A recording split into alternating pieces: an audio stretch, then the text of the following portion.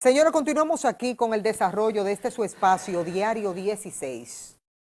Miren, yo tenía un tiempecito que tenía el compromiso como medio de hacer contacto con un especialista en el área por los factores que inciden en la violencia.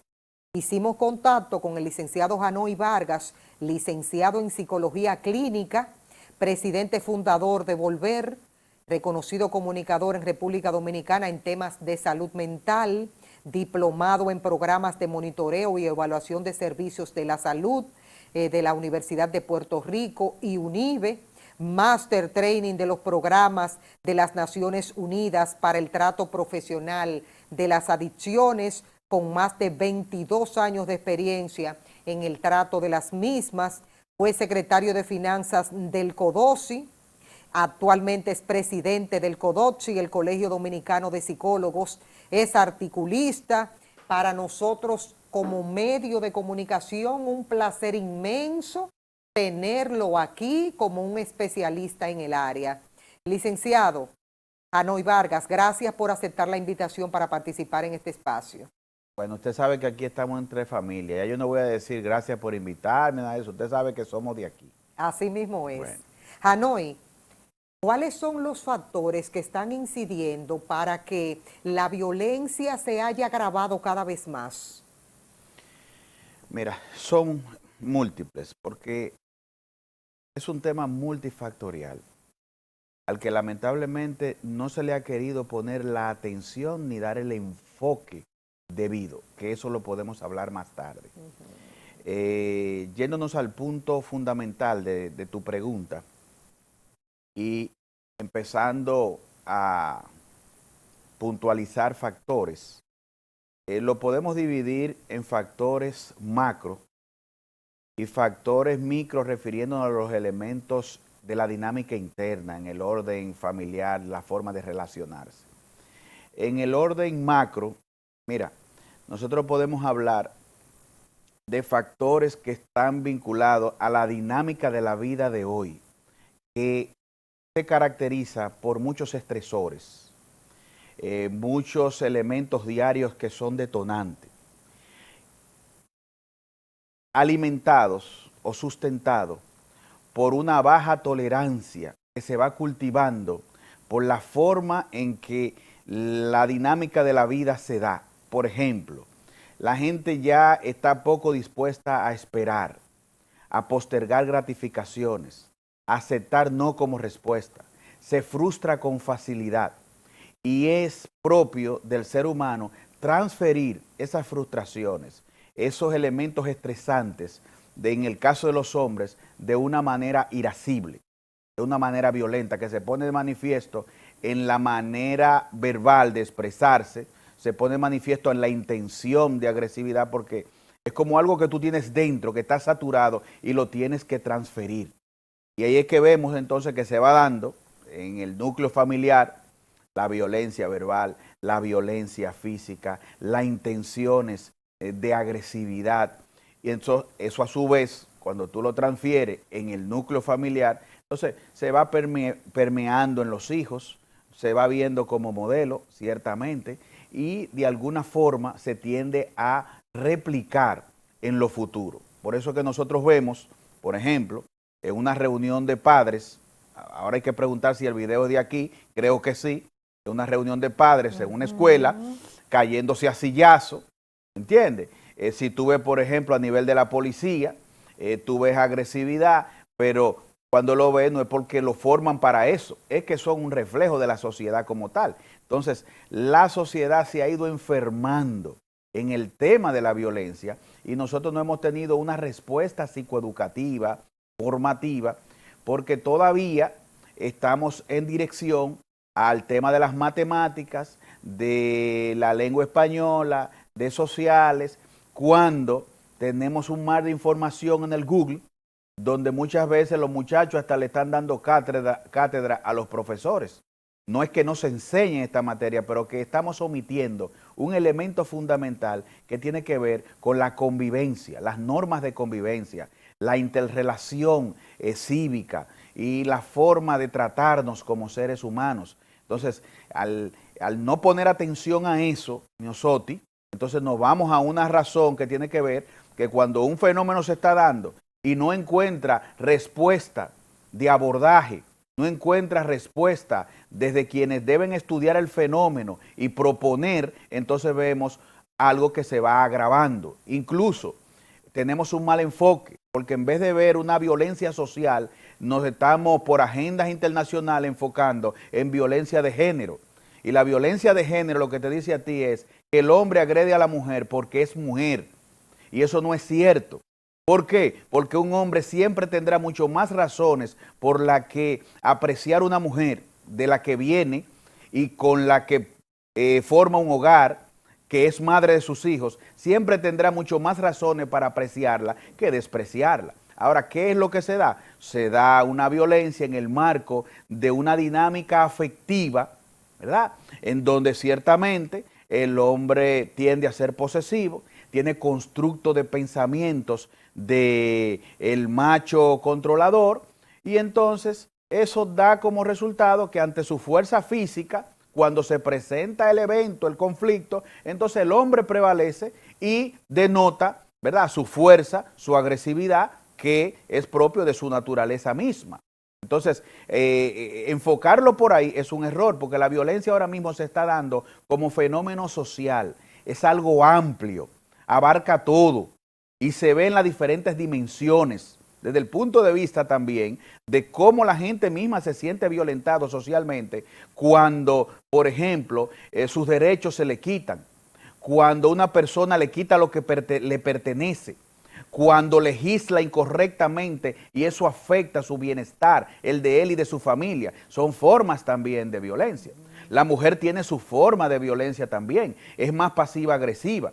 Es basado en generar mortificación, en crear situaciones de incomodidad psicológica para el hombre. Ahora, el hombre, como te dije, por su fuerza, por su agresividad, entonces en el aspecto físico lo denota más y lamentablemente termina siendo más trágico. Pero vuelvo a repetir, la violencia debe de ser analizado desde el punto de vista holístico, porque ese enfoque sesgado y esa manera que tenemos de no darle participación a la sociedad civil y buscar personas entendidas en el área, personas comprometidas, con un historial, sino muchas veces gente que son cuadros políticos que saben más del proselitismo que del fenómeno que le han puesto a trabajar. Entonces, eso nosotros nos tiene muy retrasado, Miosotti. Hay ciertos aspectos que a mí le voy a hacer la pregunta como si estuviéramos en una consulta. Me llama poderosamente la atención que mientras más casos hay de violencia, más aparecen. Y tú ves muchos videos que se hacen viral. El caso de la más reciente de la golpiza de la mujer en Santiago de los Caballeros. Otro caso también que se dio en otro de los pueblos donde el hombre agrede salvajemente a la mujer. Entonces, mientras más aparecen, más hay. ¿Qué incide para eso? Es un fenómeno matemático. Es un fenómeno matemático si quisiéramos analizarlo así.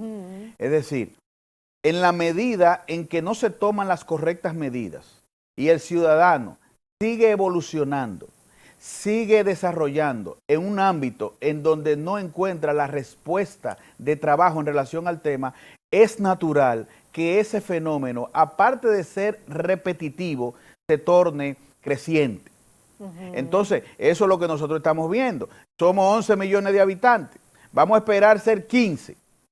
Cuando eso lo único que va a significar es mayor nivel de violencia en todos los órdenes, porque lo estamos viendo en todos los órdenes. Entonces, ahí volvemos otra vez al punto de que, al igual que otras naciones, ya debemos de ir visualizando los componentes importantes de formación hacia el ciudadano, donde la parte psicoeducativa tiene que incluirse, ese concepto psicoeducativo, tanto para los estudiantes como para la familia, aprovechando lo que se llama la tanda extendida, ese concepto de tanda extendida, en donde, te voy a decir la verdad, Miosotti, en este siglo, y vámonos al 2050, usted tiene que saber ya para esa fecha que nuestra forma de sustento, de profesionalidad, va a tener un cambio importante. ¿En el orden de qué? De la inteligencia artificial, en el orden de cómo se está introduciendo una tecnología que desplaza, ¿verdad?, al hombre en su campo laboral. Ahora nosotros tenemos a China con 1.200 unidades de vehículo autónomo andando entre sus ciudadanos, que van dentro de poco a desplazar el llamado taxista.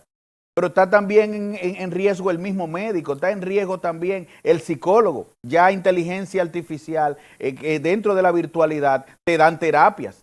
La OMS hizo y la OPS han hecho 2 prototipos. Uno de ellos se llama Paola, por ejemplo.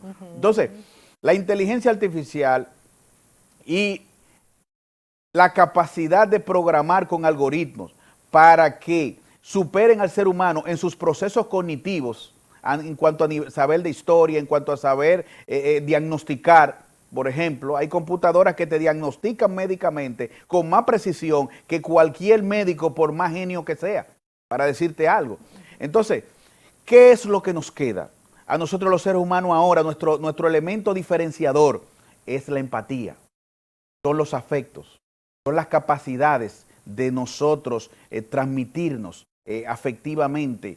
Entonces, nosotros le estamos haciendo competencia a la tecnología y nos estamos diluyendo, nos estamos degradando en el orden de la convivencia. Yo pienso que debe de introducirse un trabajo sutil, un trabajo sumamente enfocado en la convivencia, porque a fin de cuentas la felicidad te la da esa buena convivencia, el disfrutar de una compañía, no tanto lo que tú ganes, lo que tú tengas. Hay gente que tiene de todo y no tiene con quién compartirlo, ni nadie quiere compartirlo con ellos. Son desagradables el poder estar con ellos. Entonces, en este sentido, hay que darle ese enfoque, porque eso es lo que nos está faltando, Miosotti. Nos está faltando buena convivencia.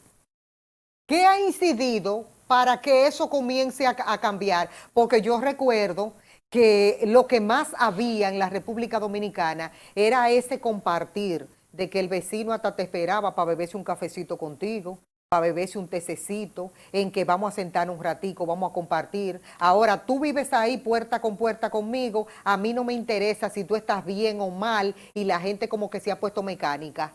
¿Por qué cambiamos? Bueno, porque desde hace ya décadas la estructura social y familiar ha tenido un impacto muy significativo. Así como tú lo dices, por ejemplo, vamos a decir nosotros, para incluirme a mí, nos criamos en un ambiente en donde tu primer trabajo estaba vinculado con la familia. ¿Por qué? Porque tú ibas a trabajar o en la pulpería de tu papá, o en el negocio de tu abuelo, o en el conuco de tu tío. Es decir, salimos de un ambiente en donde cuando yo me casaba, era mi familia plenamente la que se involucraba. Uno buscaba una cosa, otro buscaba otra. Es decir, la primera casa que yo tenía era el resultado de un esfuerzo comunitario, familiar, donde uno te daba una cosa, otro te daba otra, te daba un pedazo de tierra. Es decir, esa mancomunión. Sin embargo, ahora, ¿cómo lo vemos? Ahora lo vemos desde el punto de vista de que estoy enfermo, no es mi abuela la que me hace el té. Estoy enfermo, ahí está la ARS, ¿verdad? Un factor externo. Necesito estudiar, no es mi papá ni mi mamá que me ayudan en ese sentido muchas veces, ahí hay un préstamo escolar. Necesito una casa, ahí está el banco.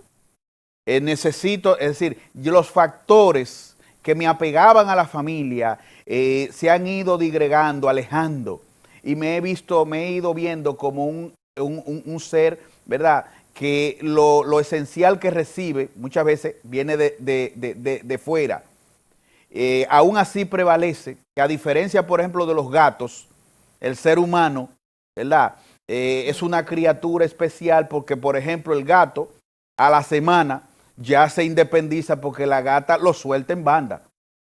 Sin embargo, nosotros todavía dentro de nuestra cultura está que hasta los 21, 24, hasta 30 años, hasta que se case el muchacho o la muchacha, está ahí con nosotros. Es un factor de enriquecimiento, pero ya eso en muchos países se viene perdiendo.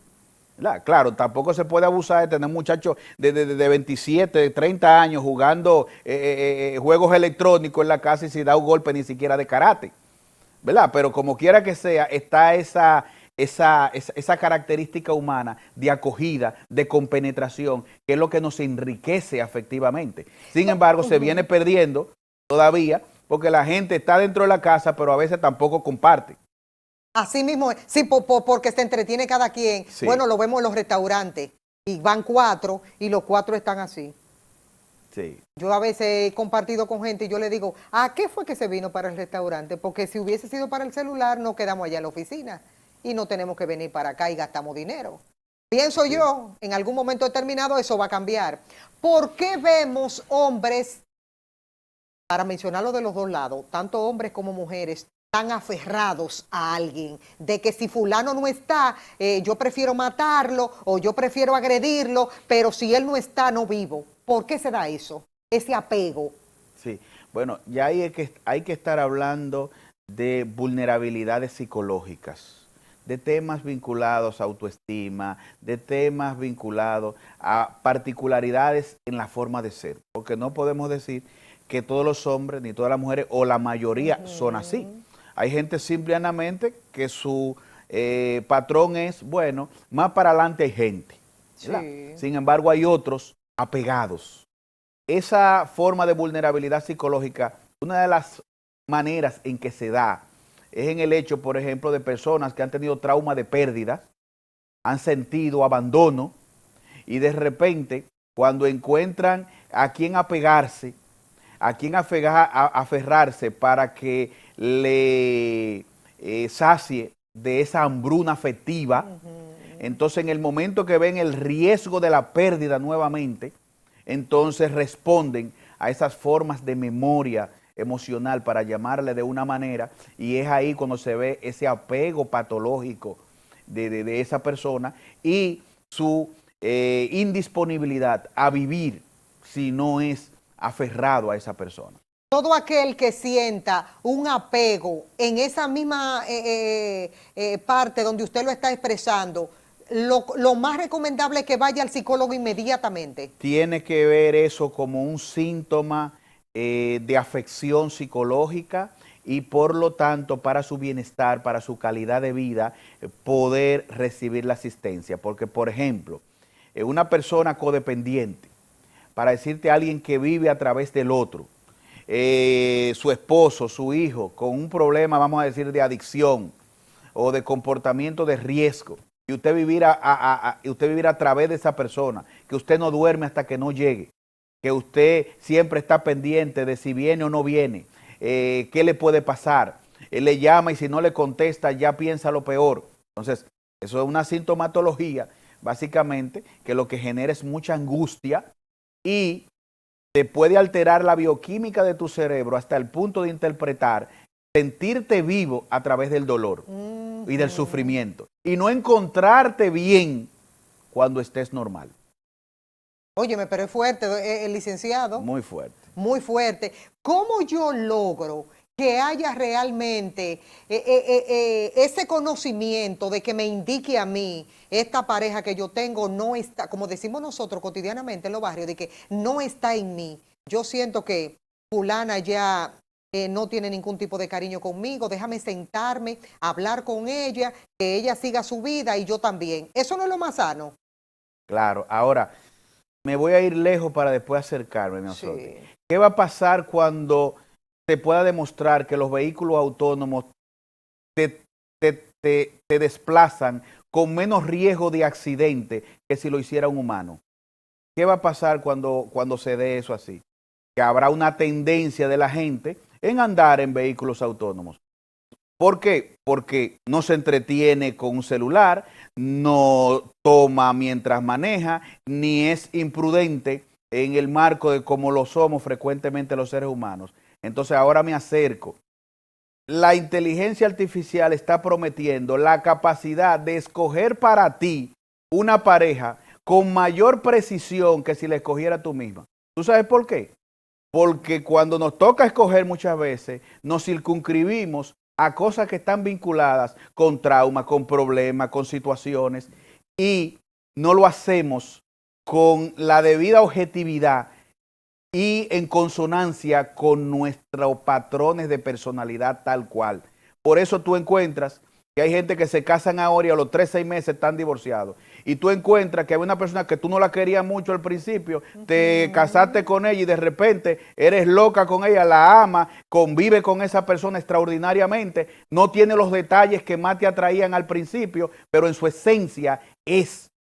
Entonces, discúlpeme, incide la prisa en que nos conocimos, dije que ya estamos aficiados, enamorados, nos casamos, entonces ya a los 3 meses y al año ya no hay matrimonio. Estereotipos sociales que nos crean y nos llevan a cometer esos errores. Por ejemplo, ¿por qué Netflix sabe que a ti te gustan esas películas de historia, de romance, de esto, de lo otro? Porque aunque tú digas que a ti te gustan las de misterio, cuando a ti te toca ver una, la que tú ves hasta el final es la que Netflix interpreta que es la que verdaderamente te gusta. Así los algoritmos de todo, los macrodatos, la infotecnología, el Google, el Facebook, lo que están generando patrones con los seres humanos. ¿Para qué? Para luego entonces crear, ¿verdad?, programas, algoritmos con la capacidad de interpretar tu temperamento y tu personalidad y sugerirte más objetivamente que nosotros dentro de nuestros errores de prejuicios. Hay un aspecto que no se puede quedar en este conversatorio. Y que era de violencia y se ha ido lejísimo. No, porque todo eso es parte. Está vinculado, sí. Está vinculado en un 100%. Sí. ¿Por qué vemos con frecuencia, principalmente se ve en el hombre, el padre para hacerle daño a la mujer, agredir a sus propios hijos, que son carne de su carne y sangre de su sangre? Bien. Entonces ahí vemos también rasgos de personalidad, vulnerabilidades psicológicas, historias de trauma, que te llevan a ese tipo de comportamiento que para nada es maduro, que presenta los elementos sádicos de nuestra personalidad y que básicamente ante personas correctamente adaptadas son totalmente incoherentes, improcedentes, porque ¿cómo pretendiendo yo matarte a ti me bebo el veneno? Entonces, dañar a los hijos, a través de los cuales tú vas a sufrir mucho, cuando por medio de esa forma de ser los afectes psicológicamente y mañana, entonces manejes la culpa. Ahí es que tú ves los mismos problemas a veces de la codependencia, que muchas veces lo patrocinan la culpa. Haber hecho cosas incorrectas que han promovido la situación que hay y entonces tú te encuentras en medio de esa realidad de culpa y por lo tanto quieres resarcir y es mediante esa forma angustiosa, controladora y básicamente apegada que quieres subsanar. Pero ya el daño está hecho. Entonces, ahí es que volvemos otra vez a la parte, Miosotti, psicoeducativa. La parte en donde la escuela, como se ha encargado de otras cosas, el Estado, ¿verdad? Así como se ha encargado de otras cosas, vuelvo a repetir, debe ahora de planificarse para asistir a las familias. ¿Por qué? Porque siempre se dice, no, el muchacho es con los padres, en la casa. Sí, es una parte. Pero ahora mismo, como está la sociedad, donde tú tienes que incluirte en el mercado laboral a producir para una canasta familiar, que todavía trabajando los dos muchas veces es deficiente, sobre la base del gasto, de la educación, de la vivienda, de la manutención en sentido general. Entonces, tenemos que ver al Estado en su participación protagónica para ayudarnos con los hijos, en su formación y para comprometernos nosotros como padres a que nos alineemos en una forma de sociedad más cívica, más capaz de convivir en armonía. Hanoi no se puede quedar el hecho de que, ¿cómo ves tú como presidente del Colegio Dominicano de Psicólogos esta información de un joven de 25 añitos que entró de madrugada y violentó a una señora sexualmente de 98 años en Jaina? ¿Qué lectura tiene eso? Sí, mira, eso hay que ubicarlo como un fenómeno muy particular, a diferencia de la violencia, que es ya más colectivo y más está más en la reincidencia. Es un elemento bastante particular, que pudiéramos verlo dentro de que de un trastorno en una persona como resultado de múltiples aspectos, pero básicamente no pudiéramos darle como una lectura de fenómeno social como la violencia. ¿Se podría decir que nadie en su sano juicio hace eso? Claro, claro que no, claro que no. Eso ahí tuvo que haber incidido, puede ser los efectos de la droga o el alcohol. Pueden múltiples factores. Yo sí te puedo decir, por ejemplo, que al igual que las personas que tienden, como le decimos, a vivir con los muertos, ¿dónde tú lo ves trabajando? Tú lo ves trabajando en una morgue, tú lo ves trabajando en un cementerio. Exacto. ¿Verdad? Los que son pedófilos, ¿dónde tú lo ves trabajando? Lo ves siempre donde está el ambiente de los niños. Entonces así hay personas que tienen particularidades en su forma de ser que se acercan al objeto, ¿verdad?, que está vinculado con su trauma, pero eso se analiza como, vuelvo a repetir, un fenómeno aislado. El tema de nosotros a nivel de la violencia es un asunto básicamente de enfermedad social. Es algo que es preocupante en sus diferentes dimensiones y hay que ponerle atención porque lo único que nos queda es irlo viendo en suma hasta que llegue un punto que sea totalmente inaguantable, como ya lo es. Tu mensaje final a toda la sociedad dominicana con relación al manejo que debe tener con estos asuntos. Mira, mi mensaje final va en dirección al Estado y a la preocupación que sabemos que tiene el presidente y que tienen las personas que son sensibles a este tema y que saben que han recibido el privilegio de ser escogidos como autoridad para buscarnos la mejor alternativa como sociedad. Nosotros como colegio tenemos pendiente un encuentro con el presidente y lo único que queremos ir a expresar es el deseo que tenemos como Colegio Dominicano de Psicólogos de sumarnos a las respuestas, a las soluciones que nos demanda el país en relación a estos temas, porque esto ya no puede ser más postergado.